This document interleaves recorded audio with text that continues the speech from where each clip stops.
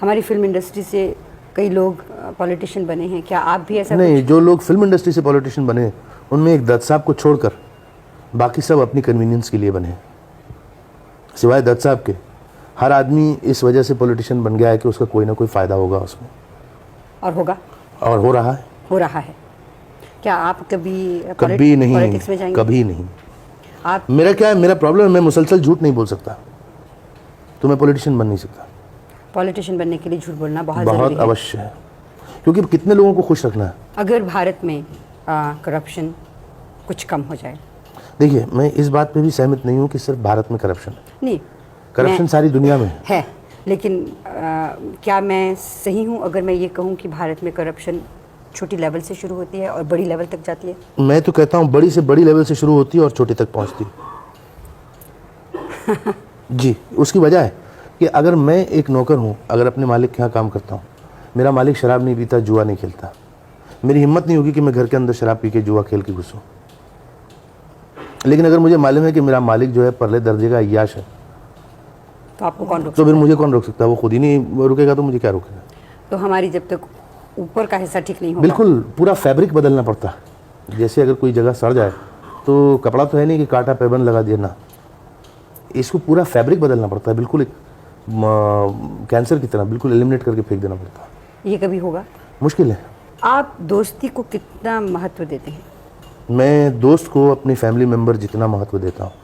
दोस्त के लिए सब कुछ कर सकते हैं? हाँ, अगर ज़रूरत पड़े दोस्त के लिए जान भी दे सकता हूँ। क्या आपने कभी ऐसा किया है? मैं कई बार मरते मरते बचा हूँ दोस्तों के लिए, लेकिन मैं उसके बारे में बोलना नहीं चाहता। बोल दिया तो फिर दोस्ती खत्म हो जाती है। खत्म हो जाती है, सही कहा आपने। कभी कोई ऐसा दोस्त आपका मिला है जिसने आपकी दोस्ती का नाजायज़ फ़ायदा उठाया? बहुत से मिले हैं। आप ये पूछिए कभी कोई ऐसा मिला है जिसने नहीं उठाया हो? फ़र्क है, मगर वो फिर दोस्त रहते भी नहीं ना ज़्यादा देर तक। आप अपना वज़न कम क्यों नहीं कर सकते? अब ये बड़ा अच्छा सवाल किया आपने। उससे मैं आपको अगर पूरा साइकोलॉजी और पूरी बेसिस समझाऊं और फिजियोनॉमी समझाऊं अपनी, शायद आप समझ लेंगे। मैं वो आदमी जो दिन के 4 या 5 घंटे कसरत क्या करता था। 4-5 घंटे? जी हाँ, बैडमिंटन वगैरह, फ्री हैंड एक्सरसाइजेज, वेट्स। उसके बाद मेरा एक्सीडेंट हुआ तो मैं 3 महीने तक बिस्तर पे पड़ा रहा। डॉक्टर ने मुझे मना किया कि 3 साल तक कोई एक्सरसाइज मत करना, क्योंकि मेरी सब हड्डियाँ टूटी हुई थी बुरी तरह। और उसके बाद जब ठीक हुआ मैं फिर शुरू करने लगा, फिर एक और एक्सीडेंट हुआ, फिर टांग टूट गई, फिर लेट गया बिस्तर में। उसके बाद मुझे एक पिछले साल 2 साल पहले एक अटैक हुआ था called the Bell's palsy, which is paralyses the left side of your face, any side it can paralyse the right और लेफ्ट।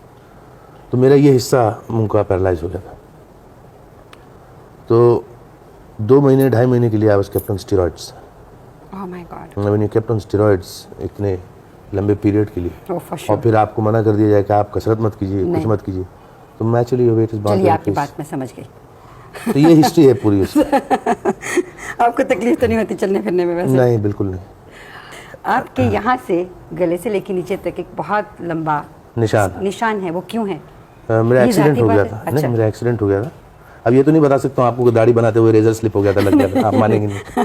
मेरा एक्सीडेंट हुआ था, और पहला एक्सीडेंट जो हुआ था, और उसमें कुछ मेरी 11 पसलियाँ टूट गई थी, टांग टूट गई थी, मरते मरते बचा मैं। ये पहला एक्सीडेंट? इसके बाद भी और हुए थे? कई हो चुके हैं मेरे साथ, हादसे तो लगे हुए हैं। वो क्या, वो चुंबक की तरह? हाँ, वो मैं इसी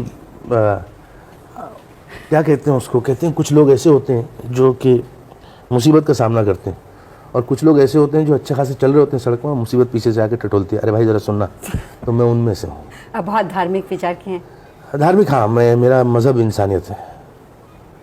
आप इस्लाम में विश्वास रखते हैं? बिल्कुल रखता हूँ, इसीलिए इस बात में विश्वास रखता हूँ कि इंसान बहुत बड़ा, चाहे वो किसी भी मज़हब का हो।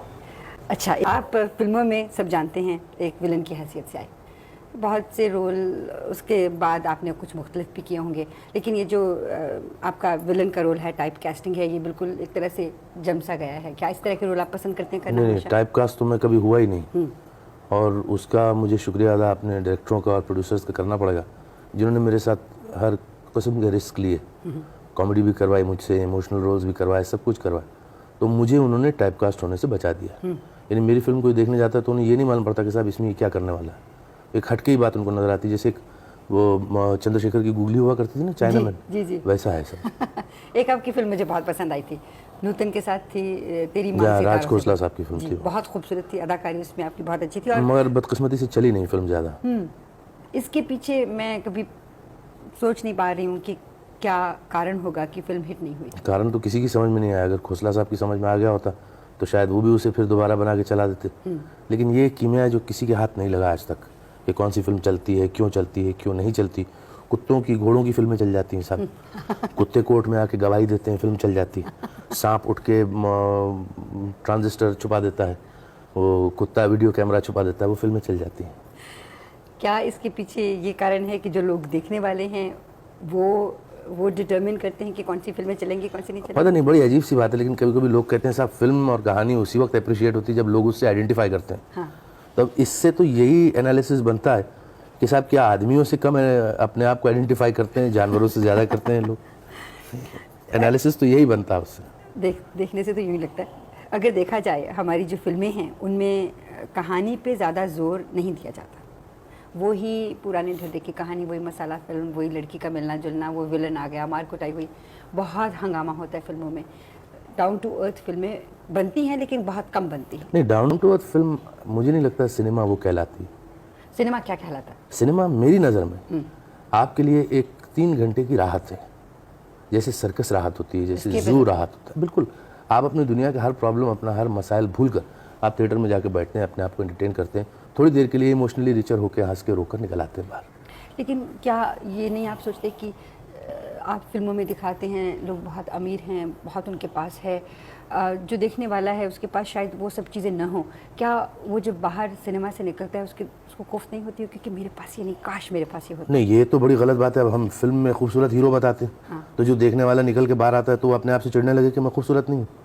या हीरोइन बताते हैं जो बहुत अच्छी लगती नहीं, बल्कि वो उसके साथ उस वो मौके के लिए आइडेंटिफाई करता है, वो अपने आप को ढाल लेता है उस किरदार में, सोचता है मैं ये सब कर रहा हूँ। इसीलिए वो आदमी बार बार जाके वो फिल्में देखता है कि साहब एक आदमी 12 आदमियों को पीट रहा है, मार रहा है, तो वो जाके उसको देखता है, उसको लगता है कि यार मैं भी कर सकता हूँ ऐसा, मगर वो करता नहीं कभी। वो ये नहीं कहता कि काश मैं कर सकता। काश तो हर बात पे काश होती। काश तो ऐसे सड़क पे खड़ा होकर वो गाड़ी खूबसूरत देखे बोले काश मेरे पास हो सकती। अब मरीन ड्राइव पे अगर कोई फकीर घूम रहा है तो वो तो कहेगा काश मैं इस बंगले में रहता या इस बिल्डिंग में रहता। काश का तो कोई जवाब नहीं। जब से इंसान जात पैदा हुई है काश साथ लगा हुआ। तो फिल्मों को देख के उन लोगों को कोफ्त नहीं होती होगी? नहीं, मुझे नहीं लगता कोफ्त होती, बल्कि उनके लिए थोड़ी देर के लिए वो उन घरों में जाकर बैठ जाते हैं, थोड़ी देर के लिए वो उस कहानी का एक हिस्सा बन जाते हैं, थोड़ी देर के लिए वो रईसी का एक हिस्सा बन जाते हैं, अगर रईसी है फिल्म में तो।